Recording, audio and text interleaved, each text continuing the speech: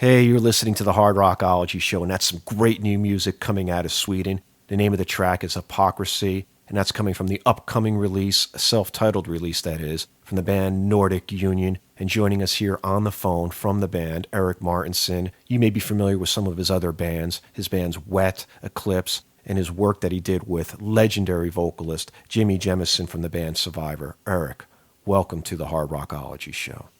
Thanks for having me. First off, I have to sit there and say I've heard this album. I've been listening to this album now for well over a month, and I'm just going to go ahead and say this.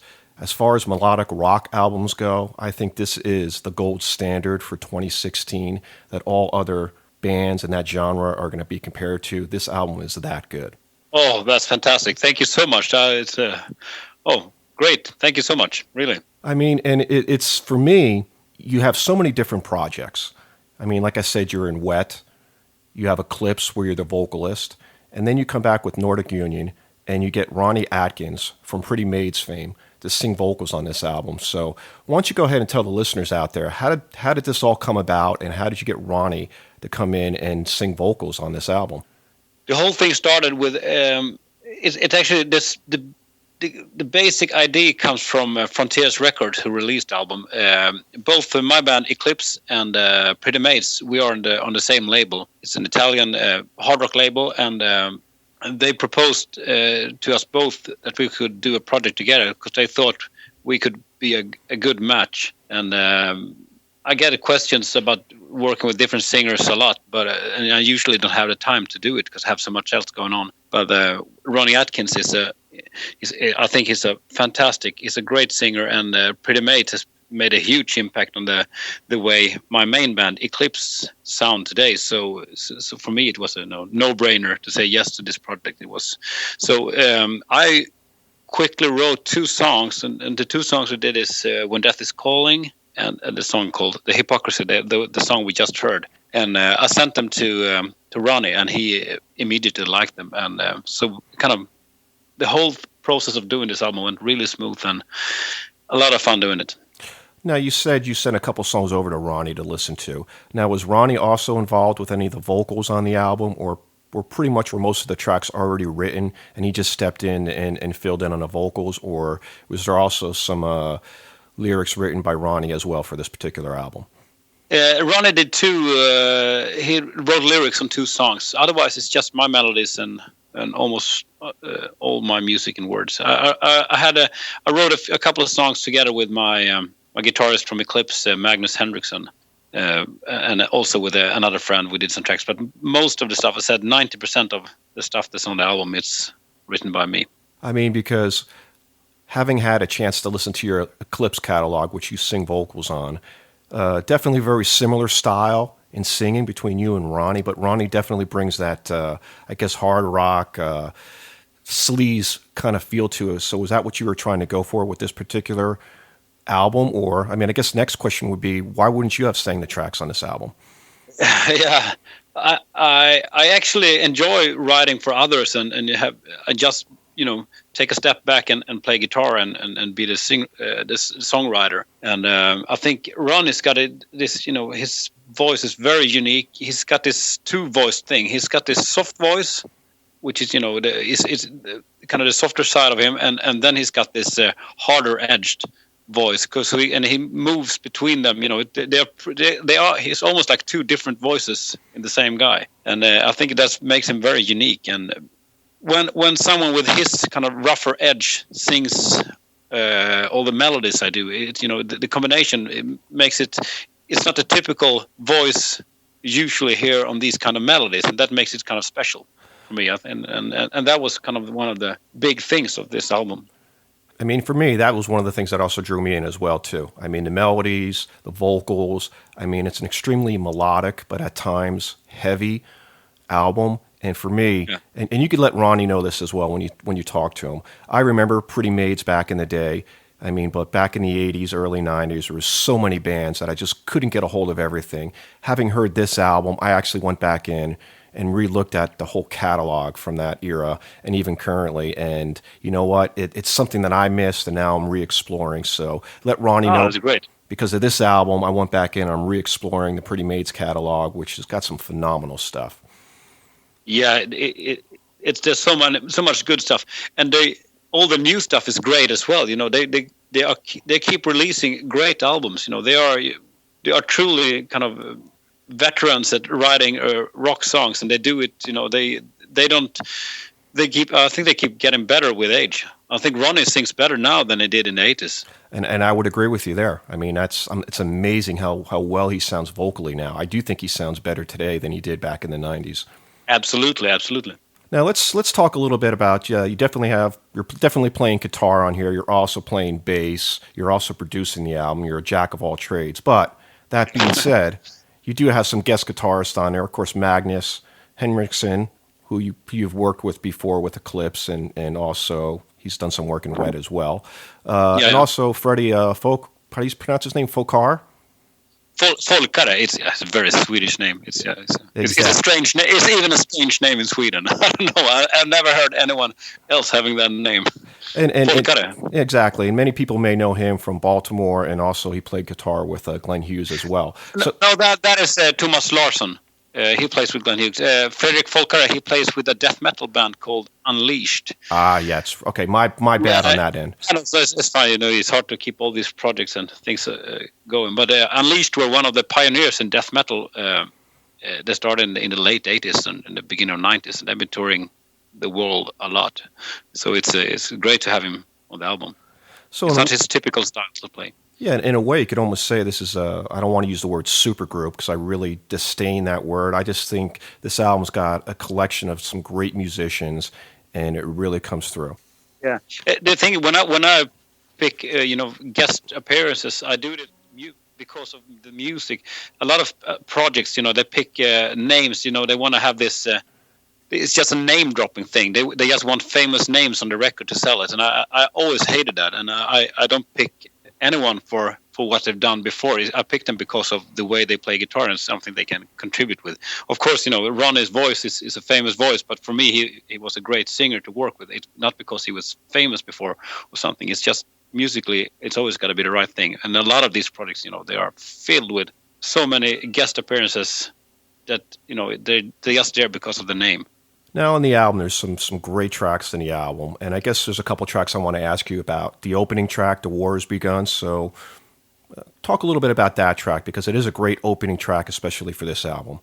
It is. It's kind of a mid-tempo track, and that is kind of unusual to have usually the opening tracks are up-tempo, but it was actually Ronnie who suggested to have that track as an opening track, and it's written by Magnus Henriksson from Eclipse and myself, and It's a classic heavy metal's hard rock song, and but still it's a little. I still think it's fresh, and it fitted the album really good. And the lyrics is about the state of the world today. It's all how we treat each other and how we treat our earth. The whole environment, and it's the war has begun, but we haven't really noticed kind of.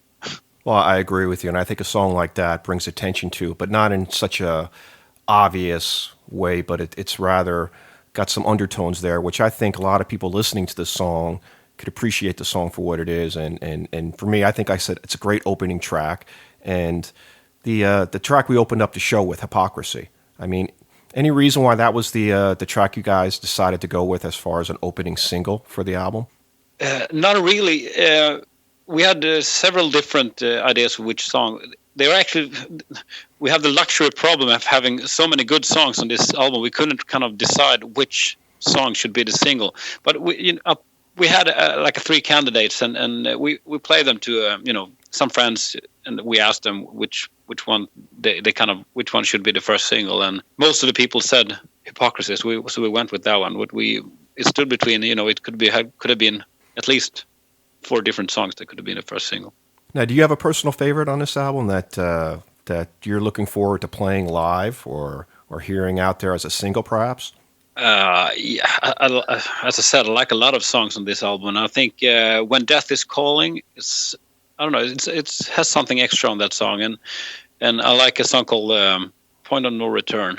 Also, it's kind of late on the album, and it's there's so many good songs, and I can't really pick a favorite, to be honest. And I'm going to say this with the track When Death Is Calling. that is one of those songs. When you hear it, it's extremely hard to get out of your head. It's like one of those songs that's got a catchy lyric, got a good hook, and it's just a well-constructed, well-written song. And like I said, I've had this album now for well over a month, and I've been playing it just basically on a daily basis. And I will say this to the listeners out there: when you hear this album, it's going to stay in your tape deck, your CD player, whatever it is that you guys are listening to music on, because the album's that well constructed, and there's a lot of tracks on here that are going to stay with you and be very memorable, I think, for years to come. Oh, thank you so much. When I write music, I try to write as kind of as simple as possible. Always, I try to make it. It's easy to write a complicated song, and it's hard to write a simple song. And to make it simple, but still.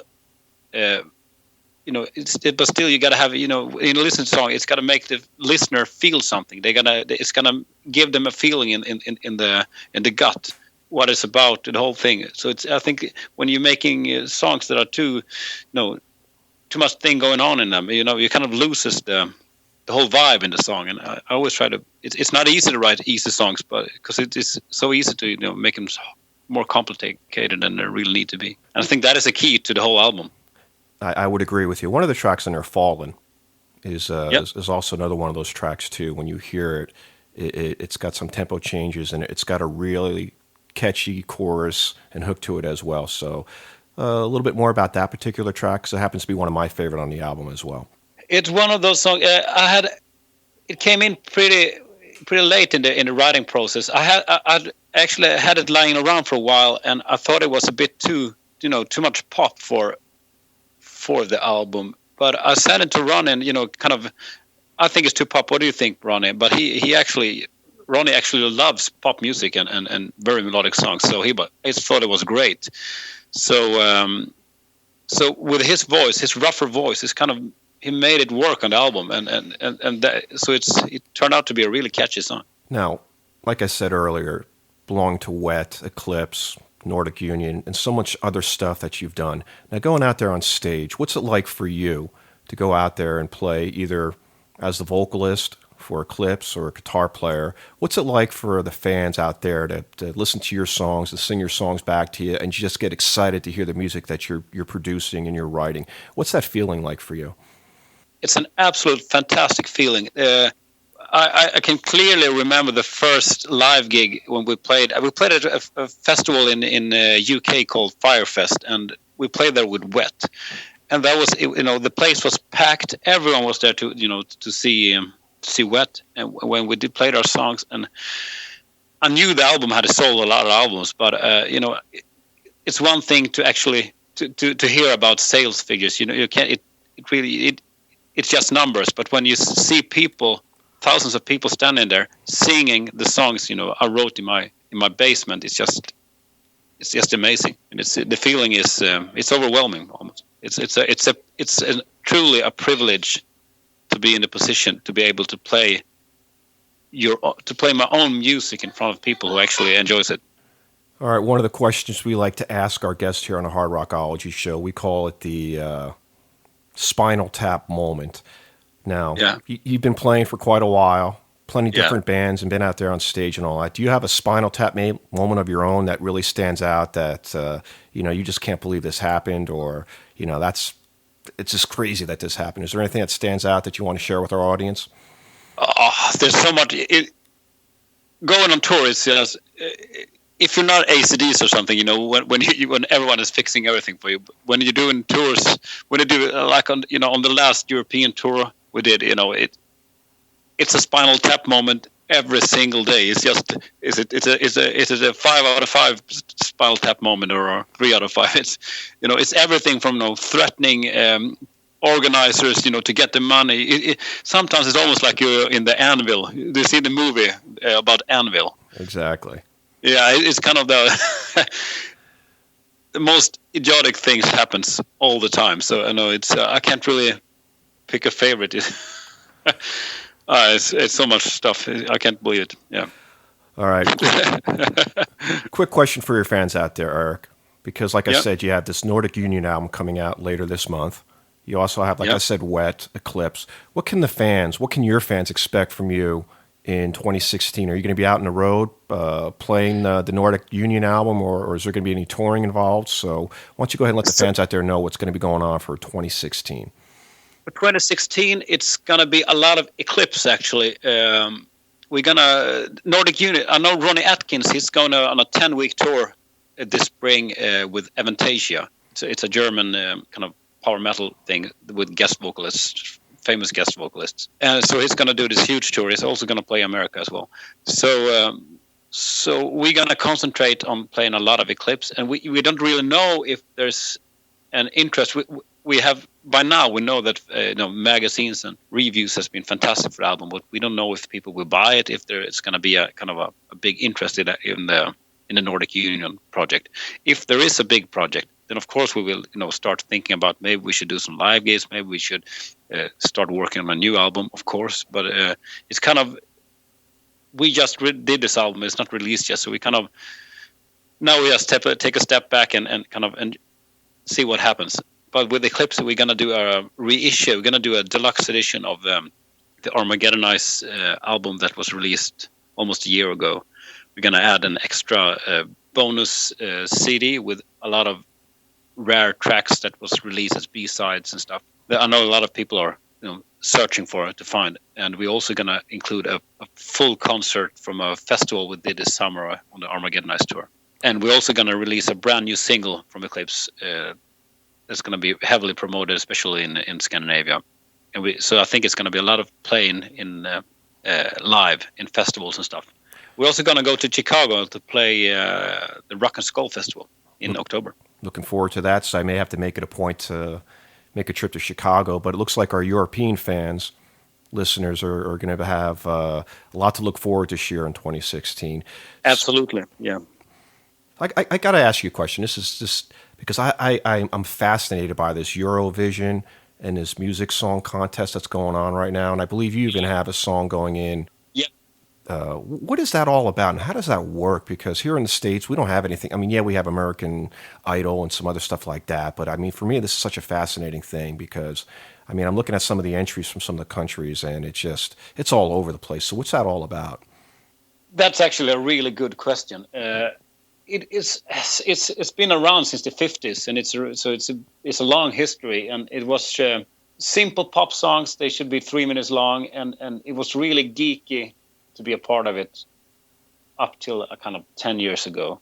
But then it's a more and more contemporary artists and groups attend these days. So now it's, if you compare to the numbers of people watching this thing in Sweden, it's like playing a live show on Super Bowl. It's almost, it's 40% of the population will watch this show. So that's why a lot of big artists, want to be in it, because it's a huge PR thing to be a part of. And that's the reason people kind of attend. And everyone enjoys it, all from small kids up to adults. It's just a huge TV show, and it's not like American Idol where it is a TV contest, of course, but just being a part of it, it makes you can take 5 times as much money for a live concert in the country you attend. Now, so it's a huge PR thing. Now, are you entering this contest this year? Because I believe I read someplace that you are entering a track. Is it something solo, or is it going to be with Eclipse or W.E.T? Or?